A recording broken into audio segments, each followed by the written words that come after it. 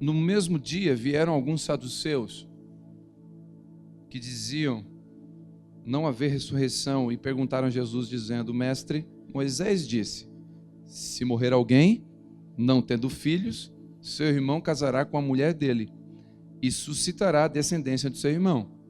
Ora, havia entre nós 7 irmãos.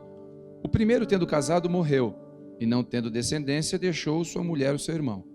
Da mesma maneira, o segundo, o terceiro e o sétimo, e todos morreram, depois morreu a mulher.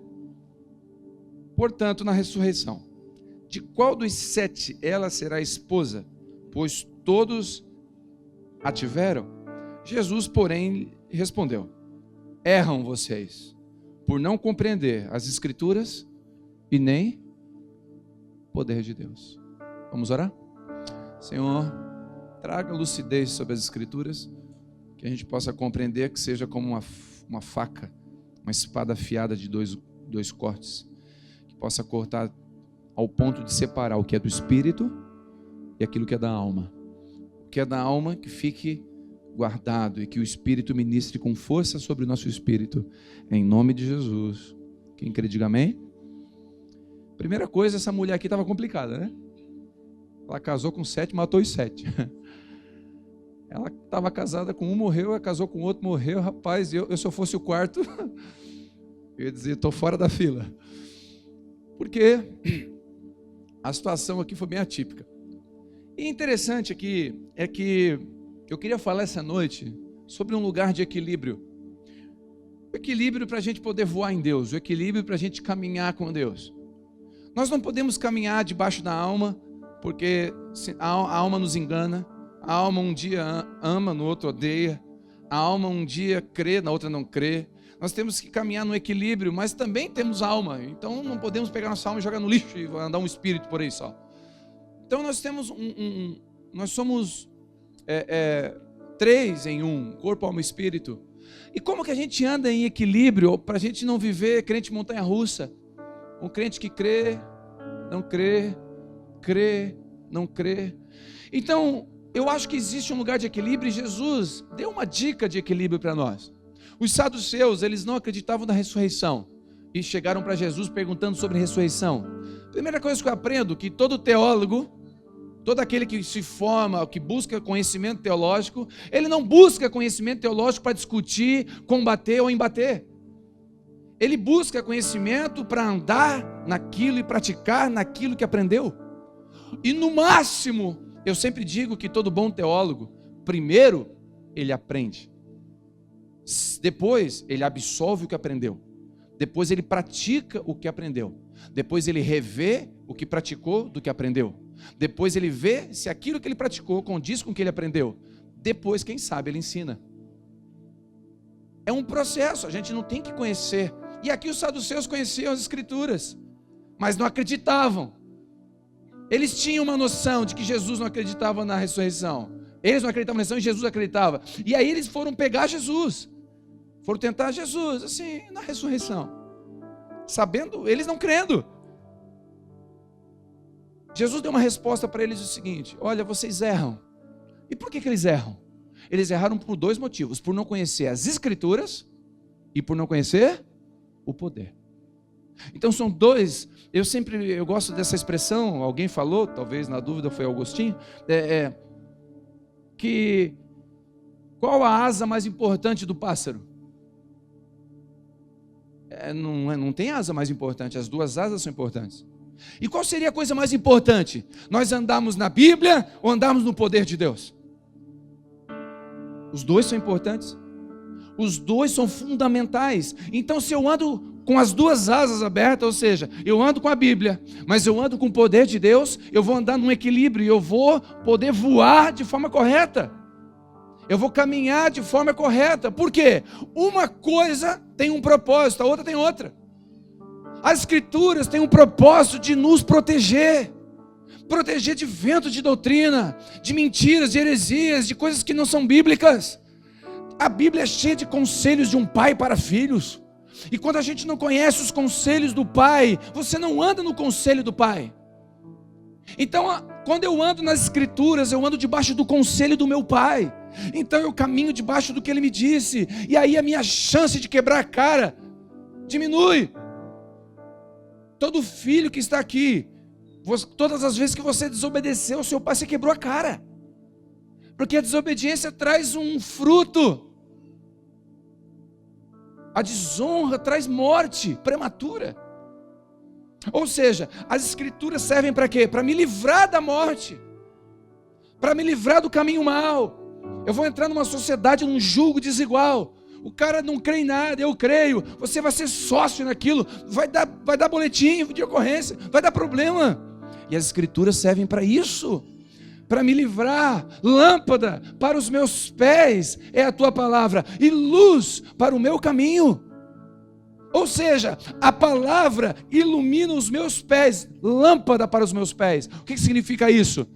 Que os meus pés, as minhas decisões, onde eu coloco as minhas posições, são iluminadas pelas Escrituras.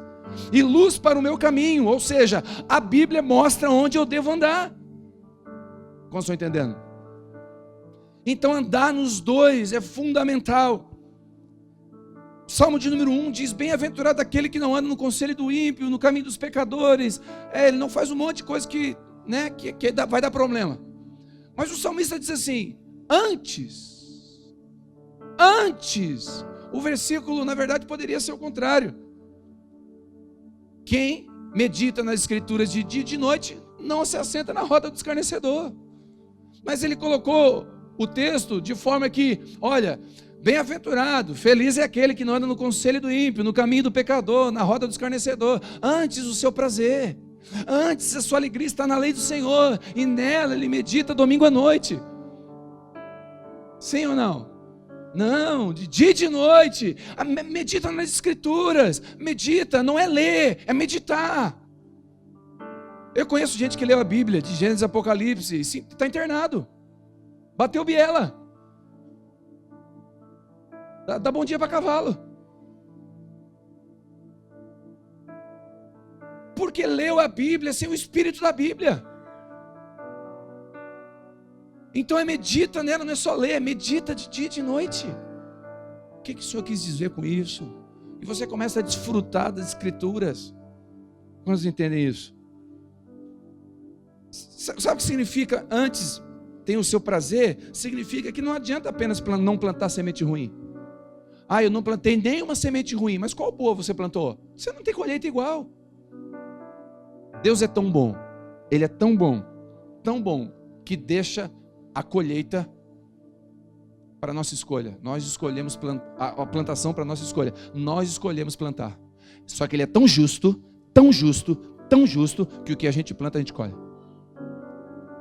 A escolha da plantação é nossa. A colheita é dele. Ele garante a colheita. Então cuidado com o que você planta. De Deus não se zomba. Então andar nas Escrituras, é a Bíblia dos crentes. Não, é a Bíblia mesmo. É a Bíblia. É a Bíblia. Uma vez eu fui conversar com um amigo meu que era ateu. E eu cheguei numa cena até hilária. O ateu era uma cena, eu entrei numa sala, tinha 3 crentes e um ateu. Mas foi um UFC, carnificina. Os 3 crentes no chão e o cara em cima. E naquela pressão, quando eu vi aquele vulco todo, eu devagarinho, deixei a folha e foi embora. Eu vou apanhar também. Eu não vou entrar em discussão, não conheço Deus para discutir. Conheço Deus porque eu o amo e quero conhecê-lo. Aí ele vai, volta aqui, tu não é crente? Tu não é evangélico? Eu falo, não, eu sou católico. Falei. Como assim? Porque eu entendi a pergunta dele, o tom da pergunta dele, ele quis me afrontar. Eu falei, não, eu sou católico. Como assim? Eu já te vi na igreja dos crentes? Não, eu sou católico. A palavra católico significa cristão universal. Eu não sou apostólico romano, eu sou católico. Aí travou o Windows dele. Aí o negócio, o assunto ficou mais gostoso. Mas deixa eu ir que eu tô... Não, volta aqui, mas tu é crente, né? Ah, tá, sou. Tá, tu não entendeu nada, sou. Assim, tá. Ó, eles não provaram. Prova pra mim que Deus existe. Eu não preciso provar nada pra ti. Pra que eu vou provar pra ti? Te rala. É um amigo meu, gente. Então eu tinha liberdade. Aí ele, como assim? Prova, eu tô te dando a chance, cara. Vai que eu me torno um cristão. É verdade, né? Aí tu não vai pro inferno, é verdade. Aí ele, como assim? Não, outro assunto. Vamos lá. Provar que Deus... Ó, a Bíblia fala, eu comecei assim. A Bíblia diz, ele falou, pode parar. Pode parar por quê, cara? A Bíblia, vocês os crentes, a Bíblia. Aqui, quem escreveu a Bíblia? Foi homens, rapaz. Daí eu falei assim, tu queria que uma mula escrevesse? Tu queria que no final do livro de Apocalipse assinado mula de balão? Jegue de Jesus, jeguezinho de... Não, que é claro que foi gente que escreveu, só gente escreve. Diga aleluia. Tava 2-0 para mim já. Aí ele assim, mas tu entendeu o que eu quis dizer? Eu quis dizer que gente falha. O ser humano pode errar, pode escrever uma coisa da alma dele, da coisa do coração dele. Aí me complicou um pouquinho. Aí eu falei, não, eu quero que tu prove sem Bíblia. Eu falei, rapaz. E na hora travou meu Windows. Confesso que deu uma travada da tela azul. Onde eu clicava na tan, não saía. Ctrl Alt Del, tan, não saía. Meu Deus, reinicia. Onde é que é o reset? Aí na hora, eu olhei pela janela. E na hora, tem coisa que é o Espírito Santo dá na hora. Não pergunta por quê. Eu olhei para a janela. Ele estava na frente de um computador. Eu falei, esse computador aí na frente existe? Aí ele botou a mão, claro. Eu toco nele, eu posso ver, claro que existe. Não tem nada a ver com Deus. Deus eu não toco e não vejo. Não, beleza? Responde se existe. Existe. Então tá bom. Tu concorda comigo que se existe alguém criou? Porque ele no computador não... Alguém criou, tá aí. Alguém criou, alguém fez, desenhou, ok. Aí eu olhei para a janela e falei, aquela árvore lá existe? Não existe. Aquela nuvem existe? Existe. Alguém criou. Esse é o Deus que eu acredito. Criador dos céus e da terra. Aí o Windows dele travou. Aí ele assim, volta depois aí pra gente continuar. Porque daí os outros 3 estavam assim, yes! Os outros 3 já estavam de pé, né? Querendo brigar, já estavam galo os outros 3. Aí a gente trocou ideias depois. E ficou uma semente dentro do coração dele. Deixa eu dizer uma coisa, as escrituras não é a história da carochinha, ela é vida. Tem alguns irmãos que eu estou conversando, que estão saindo da depressão. Sabe qual é o remédio que eu estou dando? 30 comprimidos por dia de Bíblia. 30 capítulos por dia. Comprimidinho, você vai tomando. Aquilo ali vai limpando, a palavra limpa. Você começa a proclamar a palavra na sua casa, começa a declarar os textos dentro da sua casa. Você começa a chegar para os seus filhos e falar, vocês são herança do Senhor sobre a minha vida. O diabo não tem poder sobre vocês. Está escrito. Você começa a declarar, não no positivismo, mas no entendimento de que é verdade o que Deus disse. Não é positivismo, é fé. O justo viverá pela fé. As escrituras funcionam como raízes que sustentam a árvore no dia do vento. Funcionam como raízes. As escrituras que ninguém vê, quando você está fundamentado nela, você caminha debaixo dela. Folhas representam dons, raízes representam aquilo que ninguém vê, que segura você no dia da luta. A Bíblia fala que no dia que Jesus foi tentado, ele tinha raízes. Ele tinha 30 anos. Ele foi tentado pelo inimigo, pelo diabo, e ele tinha raízes, ao ponto de dizer, Satanás, você está me tentando, mas está escrito. Todas as vezes que o diabo tentou Jesus, ele falou, está escrito. Transforma a pedra em pão, está escrito, não só de pão viverá o homem. Todas as vezes que Jesus foi tentado, ele não cantou, ele não orou em língua estranha, ele não fez campanha de 7 semanas. Ele falou, está escrito. Por isso que as escrituras é fundamento. Meu irmão, quando eu e você for tentado, nós temos que saber o que está escrito sobre nós. Você sabia? Talvez você não sabia. Você que veio visitar a gente, não sei. Que Efésios capítulo 1 diz que Deus te escolheu no ventre da tua mãe antes da fundação do mundo. Sabe o que significa? Que ainda que o seu pai e a sua mãe não te desejaram, Ele te desejou antes de você chegar. Cara, quando você sabe disso, você não anda mais como empregado, você anda como filho. Deus me amou antes de eu chegar no ventre da minha mãe, mas meu pai me rejeitou, a minha mãe tentou me abortar várias vezes, não conseguiu. Sabe por quê? Porque o seu nome estava escrito, havia um propósito, Ele te escolheu antes da fundação do mundo. Onde é que está escrito isso? Nas escrituras. E você vai lendo isso, você vai entendendo. Romanos capítulo 8, o Espírito que habita em nós clama, Abba Pai, porque nós somos filhos. É conhecendo as escrituras que você descobre que você é filho. Lendo a Bíblia você vai descobrir que você não é evangélico, nem católico, você é filho. É lendo as escrituras que você vai vendo a verdade que há dentro.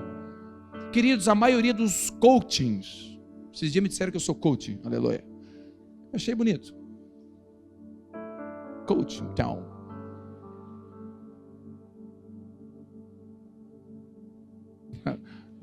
Eu vou fazer um slogan, das bananeiras para as nações.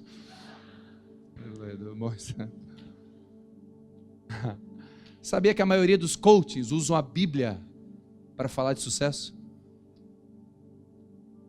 Só não citam versículos. E a gente está lá, nossa, que palavra inteligente desse cara. Está na Bíblia, irmão. Nas escrituras. Como educar filhos? Está na Bíblia. Como amar a esposa? Está na Bíblia. Como honrar o marido? Está na Bíblia. Como ser um cidadão? Está na Bíblia. Como caminhar como profissional? Está na Bíblia. Como fazer uma escolha? Está na Bíblia. Então, conhecer as escrituras nos livram e nos dão direção. Quantos recebem essa palavra? Conhecer as escrituras. O meu povo perece por falta de culto, falta de música, por falta de conhecimento. Porque quando eu conheço, ninguém me leva para lado nenhum. Eu conheço, eu sei em quem eu tenho crido. Examinar as escrituras, ler com o Espírito Santo. E o poder? Atos 1:8 diz, receberás poder ao descer sobre vós, ao descer sobre vós o Espírito Santo. Qual é a outra asa? A outra asa é o poder de Deus. O que é o poder de Deus? O poder de transformar simples letras em uma arma com o poder de quebrar correntes e derrubar muralhas. O que faz a Bíblia libertar uma pessoa do espírito de suicídio? É o poder. Porque a Bíblia não trabalha sozinha, ela trabalha com o poder. A Bíblia junto com o poder a Bíblia fala que 1 derruba 1000, 2 derrubam 10.000. Mas a conta está desequilibrada. 1.000, 2.000. Mas a Bíblia fala que 1 derruba 1000, 2, 10.000. Sabe o que é isso? O poder da sinergia. Quando você junta o poder de alguém com o meu poder, gera um poder maior. Quando você pega a Bíblia com o Espírito Santo, dunamis. Sabe o que significa essa palavra aqui, poder? No original, dunamis, dinamite. Quando o poder de Deus vem sobre as escrituras, dinamite. Meu irmão, não tem corrente do inferno que segura mais você. Não tem poder, sofisma, não tem mentira do diabo que segura mais você. Você é liberto, você começa a caminhar debaixo da luz. Você começa a prosperar em todas as áreas, inclusive na financeira. Porque você começa a caminhar debaixo do poder das escrituras. Você começa a caminhar debaixo do entendimento. O poder de fazer um simples pescador, sem estudos, um dos maiores pregadores da história. É o poder de Deus que faz isso. Pedro estava lá, um pescador. Aí o poder de Deus veio sobre Pedro. Ele se tornou um grande pregador. Porque não basta só o conhecimento. Pedro andou com Jesus 3 anos, conheceu Jesus, mas não bastava conhecê-lo, precisava da capacitação do alto, chamada Espírito de Deus. O poder de Deus. O poder de repreender demônios não vem do conhecimento. Os irmãos aqui estão recebendo o diploma hoje. Quando manifestar um demônio lá em algum lugar, pega o diploma e dá no demônio assim, ó. Pá. Fala, em nome do Raiz. Pá! Né? Faz assim e vê a voadeira que ele vai te dar. A Bíblia fala que tinha 7 filhos de sacerdote. Filho de sacerdote, filho de líder. Aleluia. Aí manifestou um demônio. Os 7 foram pegar ele. Em nome do Deus de Paulo. É UFC, meu irmão. A Bíblia diz que o demônio pegou os 7, deu uma sova tão grande que 2 saiu pelado. Está escrito. Sabe o que o demônio respondeu? Paulo eu sei quem é, Jesus também, e vocês? Sabe o que é isso? Eles tinham a letra, mas não tinham poder. A capacitação. Você não expulsa demônio pelo seu poder. Você repreende demônios pelo poder que há no nome de Jesus, pelo poder do Espírito de Deus que habita em você. Quando estou entendendo? O poder de curar enfermos. Deixa eu fazer uma pergunta para você. Nós tivemos irmãos aqui que passaram por lutas com filhos do enfermos. Temos um irmão aqui que deu testemunho, na última quinta dos homens, foi curado de um câncer maligno. No dia do culto dos homens ele veio testemunhar, porque no dia ele recebeu o veredito. O médico disse, você não tem mais nada, você está curado. E o que curou ele não foi ele só conhecer a Bíblia, porque nesse momento que a enfermidade vem com violência, que alguma coisa vem forte na nossa vida, só o conhecimento não resolve, você vai ter que usar fé, você vai ter que crer no poder de Deus sobrenatural. Você conhece a Bíblia, mas não converte seu filho. Nós conhecemos a Bíblia e não conseguimos nem mudar uma vírgula do nosso marido. Nós podemos conhecer, mas tem coisa, meu irmão, que é só o poder de Deus. O que faz eu e você ter autoridade com a Bíblia é o poder de Deus, é o Espírito de Deus. Poder de profetizar. Meu irmão, sabe o que é profetizar? É você declarar coisas que você ainda não viu. Talvez você tenha, o seu marido não está acompanhando você, ainda está preso num vício, você está guerreando, você começa a profetizar. Pela fé eu creio no poder do Espírito de Deus. Onde o meu marido estiver, o Senhor pega ele. Você começa a crer, aí você começa a ver milagres acontecer. O que foi o poder de Deus? Meu irmão, 140 pessoas se batizaram. Quem convenceu eles? Não foi uma pregação, pode ter certeza que não. Foi o poder de Deus. O que convence você e eu é o Espírito de Deus. O Senhor, o poder da ressurreição. Errais por não conhecer as Escrituras e o poder de Deus. O poder de Deus, o poder do sobrenatural.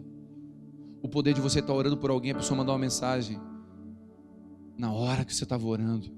O poder de ver o sobrenatural acontecer, de você voltar a crer. Você está orando, Deus mostra alguém, Deus mostra, você ora. Meu Deus, isso é maravilhoso, você vê o Deus se manifestando. Eu já contei um testemunho aqui de um lugar que eu fui uma vez, num ginásio. Meu Deus, que loucura aquilo. Minha fé foi lá em cima. A minha fé foi aguçada naquele dia. O pregador estava pregando, ele parou de pregar. Ele desce, coloca a mão no ombro de uma moça e fala: o que você pedir, em 1 minuto eu vou te dar. Deus mandou dizer que vai te dar o que você pedir em 1 minuto. Meu irmão, se Deus parece para você, você lembra na hora da dívida. Deus, aquele boleto é em 1 minuto. O meu gerente toca no coração dele. Eu não sei o que você ia pedir, mas ele chegou para aquela mulher. O ginásio inteiro olhou para ela e falou: oh, aleluia, né? Queridinho do papai. Tá. Ele fala isso e sobe. Aí ele sobe para a pregação e faz um apelo. Gente, um ginásio, 4, 5 mil pessoas. Gente, eu quero fazer um apelo aqui para quem quer voltar para Jesus.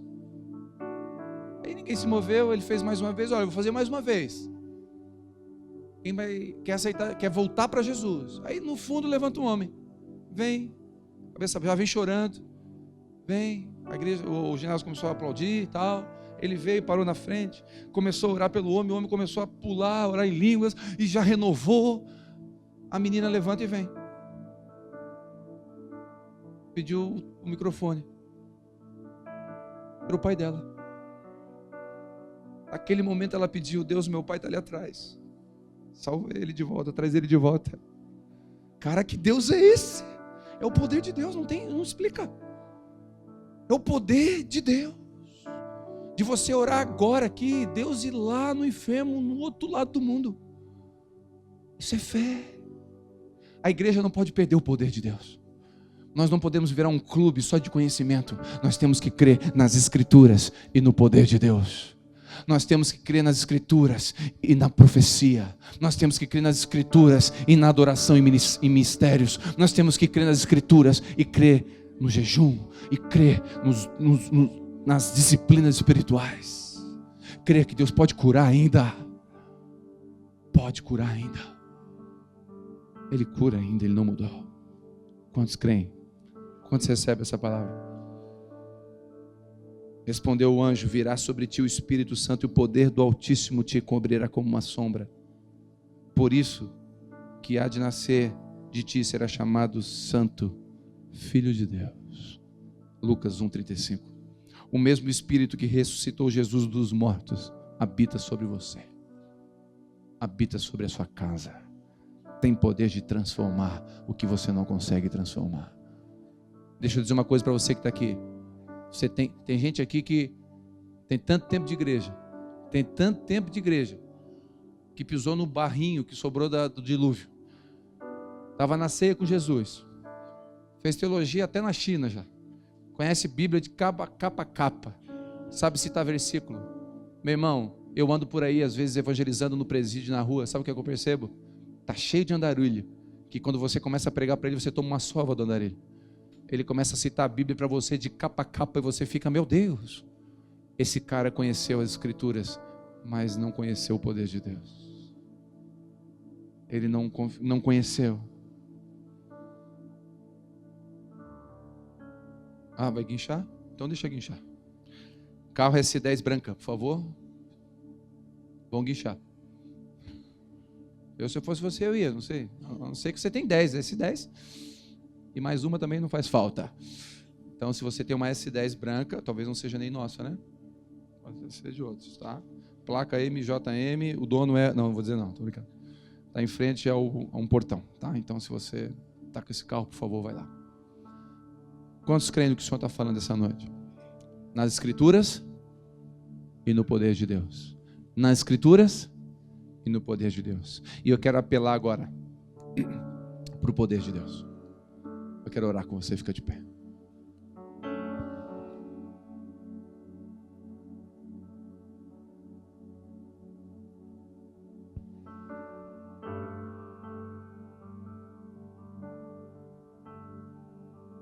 Eu quero orar pelo poder de Deus.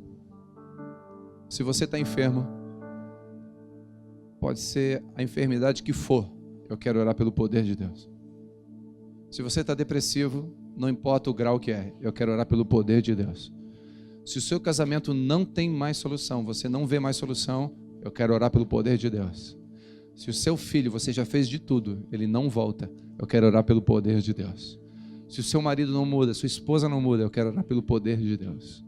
Se a sua empresa, você fez todo tipo de investimento, de estudo e busca e coaching e tudo mais, e não muda, eu quero orar pelo poder de Deus.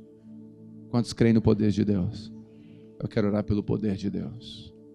Quero orar pelo poder. Eu quero orar por sinais. Eu quero pedir que você ore talvez por pessoas que não estão aqui. Eu quero que você profetize. Eu não gostaria que você ficasse calado, ainda que baixinho. Eu gostaria que você declarasse: eu quero abençoar o meu filho, eu quero abençoar minha esposa, eu quero declarar vida sobre um leito de morte, eu quero profetizar vida, eu quero profetizar um sinal de Deus amanhã. Começa. É o poder de Deus. Errais por não conhecer as Escrituras e o poder de Deus.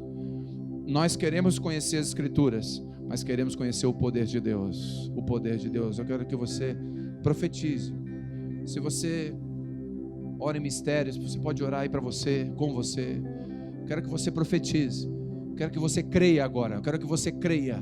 Eu quero que você, pela fé, comece a ver seu marido adorando o Senhor, se rendendo a Ele. Pela fé. Você começa a crer. Você pode profetizar e crer que o seu filho vai estar jogando aquele baseado agora fora.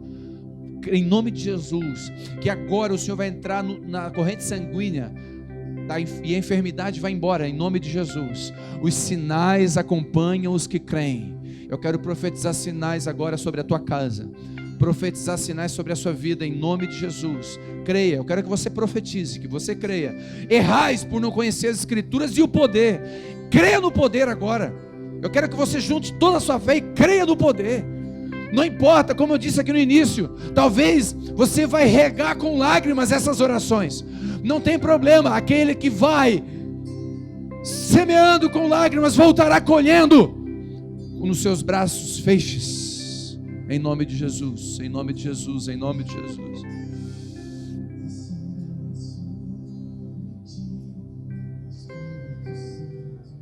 Bate suas mãos para o alto se você crê nisso.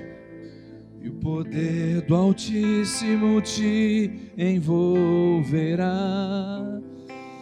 descerá sobre ti, descerá sobre ti. E o poder do Altíssimo, levante uma das suas mãos, tua alma viverá.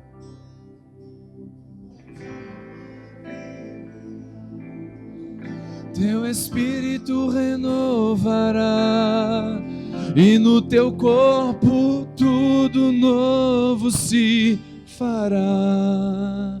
Tua alma, diga, tua alma viverá. Toda alma depressiva saia dessa escuridão em nome de Jesus.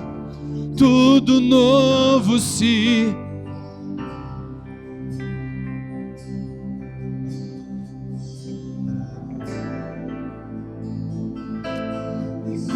Saltarás de alegria,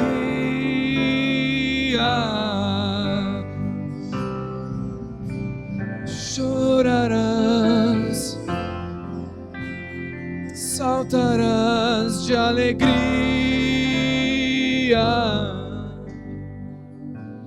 Em nome de Jesus, Senhor, eu profetizo o poder de Deus. Eu profetizo os sinais em nome de Jesus. Quero profetizar que essa semana você vai ter respostas. Sinais de Deus vão acompanhar você. Sinais de Deus vão acompanhar você. Sinais de Deus, os sinais acompanham os que creem. Os sinais acompanham os que creem.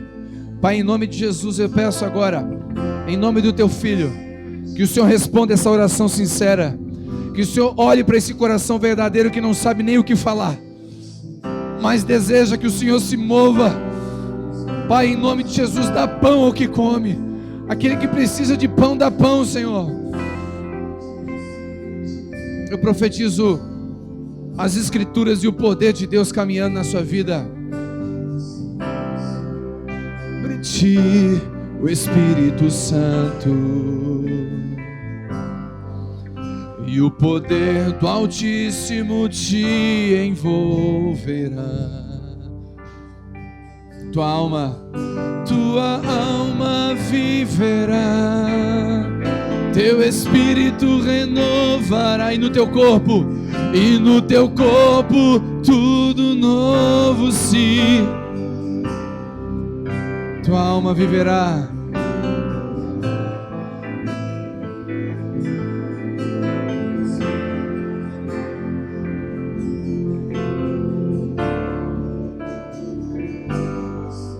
Quantos creem? Quantos creem nisso? Levante sua mão, quero te abençoar. Pai, em nome de Jesus, acrescenta fé ao que precisa de fé. Faz um sinal. Mostra-te como Deus forte. Tem irmãos que estão aqui, não é que eles não creem em Ti, Senhor, mas eles estão precisando de sinal só. Dá um sinal, Senhor. Mostra que o Senhor é Pai e está no controle de tudo. Eu profetizo o poder e as Escrituras. Quantos recebem isso? Em nome, aplaudo o Senhor se você crê. Aleluia.